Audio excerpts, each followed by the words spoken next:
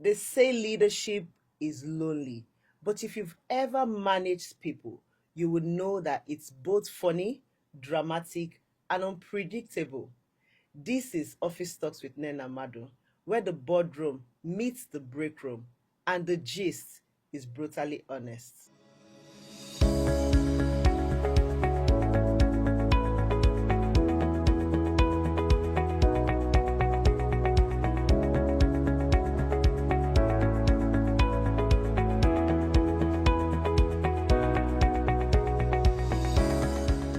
A friend of mine once said that leadership is the courage to take responsibility, build people, and create values that outlives them. That friend of mine has over 28 years of experience in the oil and gas sector, and she also runs and have built successfully an EPCM, engineering, procurement, construction, and management company in this same oil and gas. I'm happy to present to you my friend Dr. Joan Faluyi in our studio today, having a discussion with us on Office Talks with Nnena Madu. Oh, thank you, girl. Thank you very much. Welcome, Dr. Joan Faluyi. It's a pleasure being here. I am happy to have you here. I am very delighted, and I'm sure we're going to have a good time. So when I asked Dr. Faluyi that she should describe her journey, which she's going to also tell us in 3 to 5 sentences, I'm just going to read what she said. And she said that she started her career with early exposure to the oil and gas business through her family operations, which shaped her understanding of the industry from the ground up. And she also mentioned that she went through the roles across finance, operations, commercial strategy, gaining in depth, and then transitioning into a formidable company which is well known in the oil and gas sector called Offshore Dimensions Limited. Dr. Joan Faluyi is the managing director of Offshore Dimensions Limited.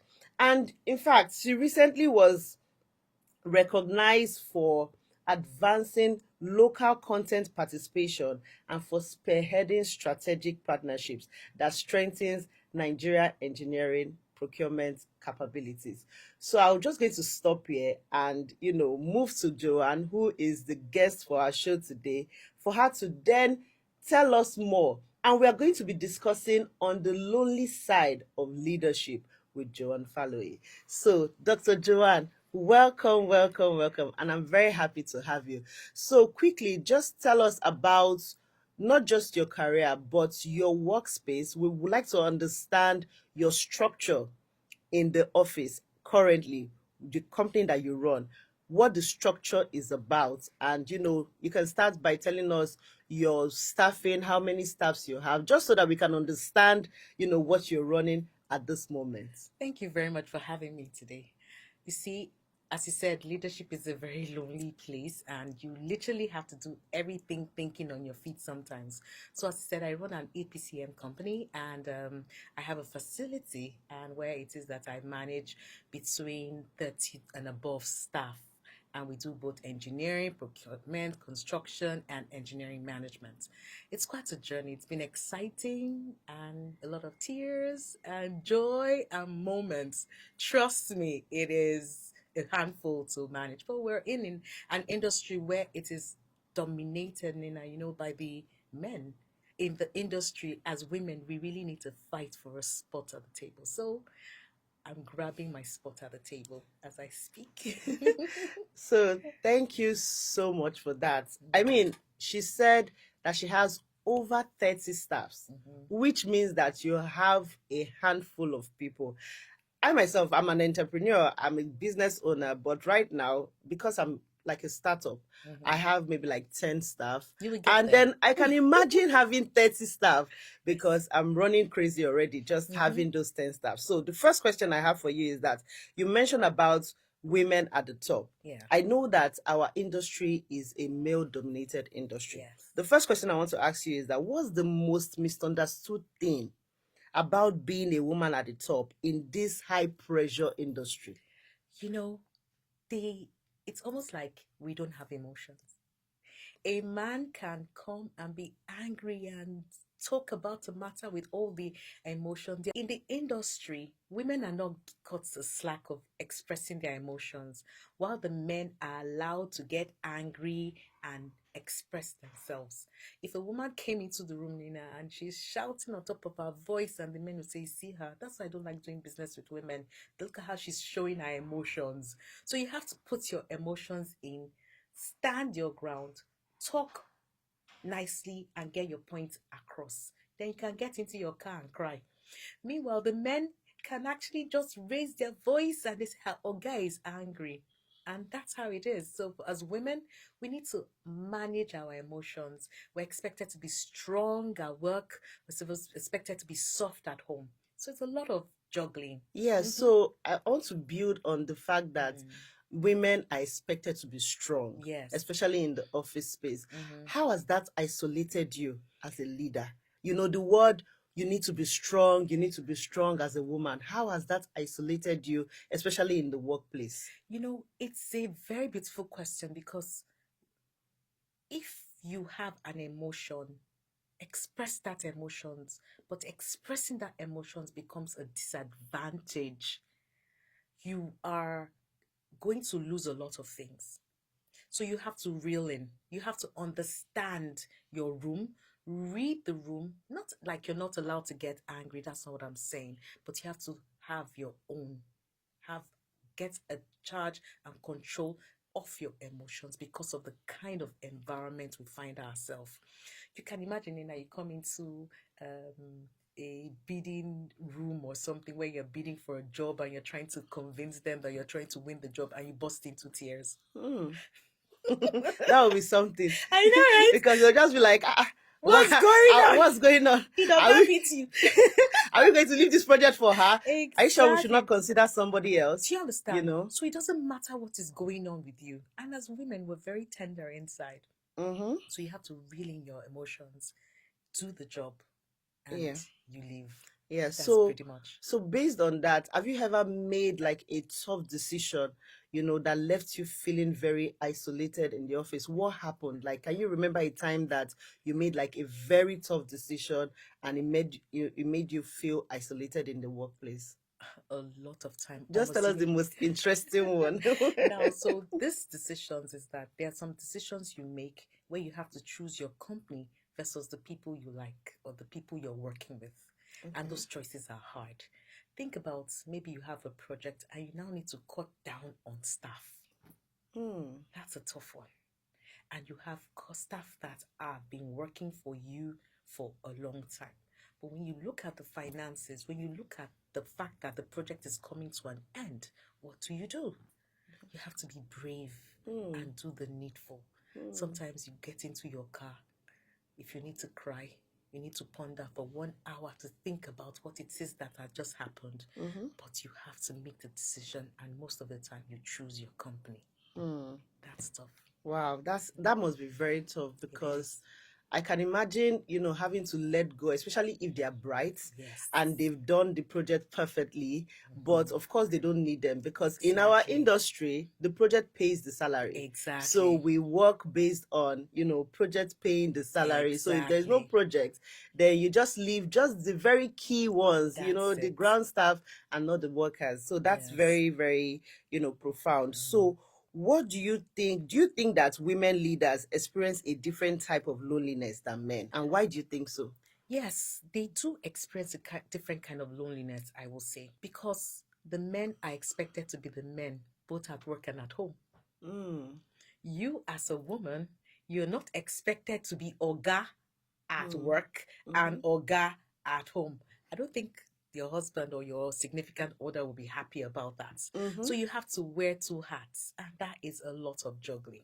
Where you are a boss at work and you pull your figurative suits and put it in the boots and get into the house and you are... Yeah, and you know that I'm just thinking about it right now. And you know, another side of what I'm even thinking is the fact that, you know, as men, especially in some industries that are male dominated, as men, they can have friends. Different friends. Apart from colleagues, you're not their only friend as the wife. But as women, you need to check it. I'm glad you mentioned that point, honestly, because sometimes you're expected to meet these people at some hours of the night. You You're know, expected to go to some restaurants or different places at some places. hours of the night. Mm-hmm. How do you justify to the house that it is business? And if it's every weekend, for Oh example, my God. it's Or if it's late night, or do you have to have your husband in the car waiting as the 10 p.m. getaway driver? So you see, it's a very tough one for a Mm-hmm. woman to really find that balance. Mm-hmm. And not also because there's also a way you can speak, and the men may misinterpret Mm-hmm. your expressions. Mm-hmm. So you have to always know, where is that line? How do I draw the line and keep it very professional? Hmm. So it's a very tough one for a woman. And very lonely. It is a Because lonely you don't place. have friends. Your friends would then be your colleagues who are not your friends. Yes. And then your husband Yes. or the man in your life. Yes, but you know what? I find friends. Oh, I have some friends that are in the industry that understands the business oil and gas. Mm-hmm. And sometimes when I call some particular friends, I don't want to mention their names. They will say, "Ha, you are ranting too much. You've been complaining for 1 hour." I'm like, yes, where else will I have to complain? And I'm talking about my work, what happened in the office, how it is, because you know that is safe space to Yes. be. You know? Mm-hmm. So you need friends. So friends Mm-hmm. are very key in the industry because Mm-hmm. no leader Mm-hmm. can work in isolation. In isolations, you Yes. need friends. Very Yes, you do, profound. you Like do. in this industry, you have to find your way to look for friends, Yes. female friends. If your partner is not very comfortable with it, Yes. you know, just do what you can do. Yes, So yes. I want to ask a very serious question. Mhm. What's harder, being responsible? I mean, take a time and think about it. Being responsible for people's salary, your staff, or being responsible for their expectation? I say both. Mm. I say both. But which one is harder? I say both. Why I say both is that the salaries, it's finance. Expectations is the business. Hmm. So when you have expectations, Mm-hmm. you're expected to have a specific kind of standard where you keep developing and growing. You can disappoint people, you can lose partnership. Expectations is key. Salary is also important. You can have all the expectations and you're not paying salaries. Nobody's going to stay in your team. So both of them, I say, are difficult, my friend. I mean, I can imagine because sometimes I'm even like just thinking because now you're not even thinking about only their salaries. No. You're thinking about because these people also have responsibilities. Yes. So you have to pay them. You have to. You can't owe them. You can't. So even if you're having a bad month, it's not their business. It's nobody's business. You call them to apply. You like they don't even care. If Yes. you're in fact the finance that sees that no single money has entered, you know. It's what I was telling you, Madam, gentle reminder. You know? We're already at the 22nd. Like it's so funny. I remember one of my staff last year, the finance person, the accountant, and we're having an end of the year meeting. And he was just telling me, and I was like, okay, so what's so profound that you think about the management system? And he was like, you know, when he came, he didn't realize that he was just looking at the account and it was like, for 6 months, no money entered. Exactly. No credit. That is the oil and but gas this for you. woman keeps paying us. Exactly. And then that made him, you know, think of it in a different light and was like, you know, you have never owed us for one day. And he really appreciates that. Yeah. I was like, well, it's not like I'm doing you a favor. You're working. Exactly. So I'm paying for the work that you did. Exactly. So, but yeah, thank you for thanking me. Exactly. So I You can had a good imagine. staff there, keep Yeah. I don't know. I mean, if they stay, yeah, if they do their work, we would be able to get that. So before the last question, I'd just like to ask that if you could tell emerging leaders, because I know everybody thinks, you know, it's easy. Everybody wants to go into entrepreneur. Everybody wants to go into business. They want to leave their 9 to 5. Emerging leaders, one truth about the loneliness of leadership, what would it be? Like your own truth. Walk the part. Walk the part. Stick to the part. Be focused. You will have a lot of distraction and noises. right? Mm-hmm. But stick to the part. So what keeps you grounded when you feel isolated? When you're feeling isolated? You have to keep your peace. And you also, if you believe in anything spiritual, you have to also grab that as well. And I mean, your grind on partner it. too. Yes. Your husband. Yes. He keeps you grounded. So Yes, at least. yes, your partner keeps you grounded, but you also have to balance that. It's a balancing act, you see. You know, in the oil and gas, when we speak is in millions, dollars, euros, big money. You know, sometimes I don't know. you have to be careful that you speak it doesn't mean it's in the account. It's not in the account. So you know it's balancing. Yeah. Yes, you have to balance that. Yeah, because everybody just balance the expectations. They see you and they see, oh, she's all right. Yes. They see you and they see, oh, she just signed a Yes. $1 million contract. They don't know there's a but lead they don't time. know what's inside the 1 million. Yes. When are you going to get the 1 million? That's the point. What is the profit margin in the 1 million? That is it. Hey, That and let's is not it. even talk about the unspoken ones. Exactly. So you see, it's very, you need to just learn to walk the path and keep your head high. Yes. Yeah. So do you have anything that you would like to tell us? Like any deep story as regards to loneliness, that you've one painful thing that happened to you in terms of being lonely, that you felt, I don't want to do this anymore. Yeah. I'm done. So there's this particular project. I think you know about that project I was working so hard on. It took us like 3 years to work on that project. We won the project and we lost it. We lost it due to some technicalities and we had to make some informed decisions. So I went to a particular person in the industry and he said, Madam, just forget about it. Focus on the next one. It was very painful. Very, very painful. I thought I got into the house and I cried.